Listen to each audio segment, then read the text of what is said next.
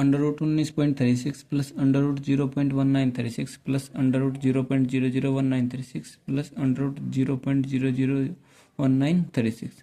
देख लो सभी में अंडर में संख्या तो समान है परंतु पॉइंट का ही फर्क है। इसमें पॉइंट के बाद में 2 डिजिट है, इसमें पॉइंट के बाद में 4 है, इसमें पॉइंट के बाद में 6 है, इसमें पॉइंट के बाद में 8 डिजिट है। तो मैं सबसे पहले क्या करूँगा, सबसे पहले जो है 1936 का स्क्वायर रूट निकाल लूँगा। जो 1936 का स्क्वायर रूट निकाल लेगी तो 1936 ये देखते हैं 6 किस में आएगा, 4 और 6, यानी कि 4 और 6 डिजिट में ही जब हम इसका स्क्वायर करते हैं तभी बनता है 6।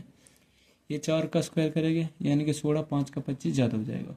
तो यहाँ पर देख लो यानी क्या था 44 या फिर 40। तो हम इसमें कम वाला लेंगे, कम वाला क्यों लेंगे वो मैं तुम्हारा अगली वीडियो में बता दूंगा। बाकी इस तरह से ऐसे अंडर रूट निकालते हैं। तो चलिए सबसे पहले अपने क्वेश्चन पर आते हैं। हमारा क्वेश्चन है, हमारे क्वेश्चन में पॉइंट के बाद में 2 डिजिट है। जब हम इसका अंडर रूट निकालते हैं तो जो पॉइंट के बाद में डिजिट बनेगी वो 1 डिजिट बनेगी। यहाँ पे पॉइंट के बाद में 4 है तो यहाँ पे कितनी बनेगी 2, यहाँ पे 6 है, यहाँ पे कितनी बनेगी 3, यहाँ पे 8 है, यहाँ पे कितनी बनेगी भाई 4। तो यहाँ पे लिखते हैं 4.4 प्लस 0.44 प्लस 0.044 और प्लस 0.004 और 4। तो देख लो सभी यहाँ पे पॉइंट के बाद में 4 डिजिट है, यहाँ पॉइंट के बाद में 3 है, यहाँ पॉइंट के बाद में 2 है, यहाँ पॉइंट के बाद में 1। सभी पॉइंट के बाद जो है समान डिजिट कर लेंगे यानी कि 0 लगा के समान कर लेंगे। यहाँ पे भी 2 0 लग देगी, यहाँ पे 1 0 लग देगी। अब इन्हें ऐड कर देंगे। ऐड करने के बाद में देखते हैं 4 0 0 और 0 यानी कितना आएगा 4। यहाँ पे 4 8, यहाँ पे 0 बननी, यहाँ पे भी 0 है, यहाँ पे कितनी आ जाएगा 8। यहाँ पे देखते हैं यहाँ पे कितनी है भाई, यहाँ पे है तुम्हारी 0, यहाँ पे 4 है, यहाँ पे भी 4 है यानी कि 8, यहाँ पे 0 0, यहाँ पे भी 0 4 4 यानी कि 8 और पॉइंट से पहले कितनी है हमारी 1 है यानी कि आंसर होगा 4.884। चलो अब अपने अगले सवाल पर आते हैं। अगले सवाल क्या है हमारा,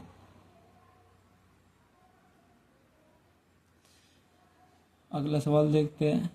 √9.5 मल्टीप्लाई 0.085 अपॉन में 0.0017 मल्टीप्लाई 0.19।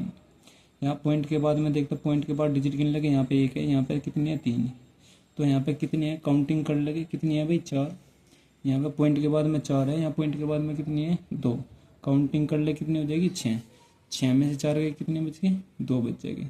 यहाँ पे हमें क्या है, जब हमें अपोन में पॉइंट के बाद में 1 डिजिट होती है तो ऊपर जो है मल्टीप्लाई 10 की करनी पड़ती है, और यदि पॉइंट के बाद में 2 डिजिट होती है तो 100 से मल्टीप्लाई करनी पड़ती है। तो यहाँ पे पॉइंट के बाद में 2 डिजिट बन जाएगी तो किससे मल्टीप्लाई करेंगे 100 से, और ये सभी पॉइंट क्या कर लगे कैंसिल कर लगे।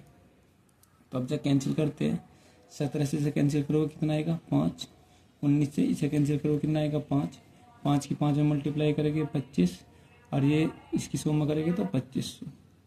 तो यहाँ पर कितना आ जाएगा, इसका आ जाएगा 50। चलो अगले सवाल पर आते हैं। अगला सवाल है हमारा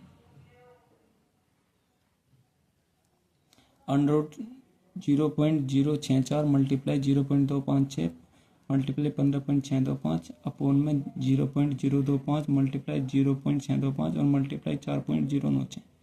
तो हमें ये बताना है यानी कि इसका सोल्यूशन करना है। तो यहाँ पे देखते हैं पॉइंट के बाद में 3 डिजिट है, यहाँ भी पॉइंट के बाद में 3 डिजिट है और अपॉन में, यानी कि सभी में काउंटिंग कर लेंगे। यहाँ पे भी 9 है, यहाँ पे भी 9 है, तो कैंसिल हो जाएगी सभी डिजिट, तो ये सभी कैंसिल कर लेंगे।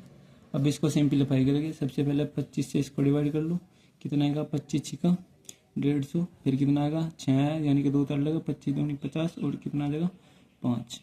625 से 625 कैंसिल कर लो, ये तो होगा पूरा कम्प्लीटली खत्म। 8 से कैंसिल करोगे तो यहाँ पे 8, यहाँ पे 8 × 40 कितना हो जाएगा ये तुम्हारा 8 यानी कि 1 और 8 दूनी 16 यानी 256 दूनी कितना होते 512 यानी कि 2 से इसे कैंसिल करो कितना आएगा 4। बस ओनली 4 ही बचा हुआ है यानी कि √4 की वैल्यू कितनी आएगी 2। क्या दिया है क्वेश्चन दिया हुआ है √0.1 का स्क्वायर प्लस, यानी कि ये क्वेश्चन दिया हुआ है, ये आप देख सकते हैं स्क्रीन पर।